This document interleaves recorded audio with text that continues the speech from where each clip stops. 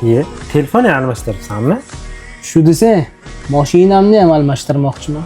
Qayoqdan muncha? Bankda Umardingmi? Qo'yaver. Xudo bersa, beraverarkan-da. Assalomu alaykum akalar. Uzr xalaqit qilib qo'ydim sizlarga. Gaplaringizni uzoqroqdan eshitib qoldim. Akalar, noto'g'ri tushunmanglar. Farzandim og'irroq kasal bo'lib qolgandi.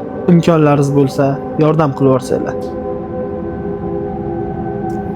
Aka erkakchilikda bo'lib turar. To'xta. Pul osonlikcha berilmaydi.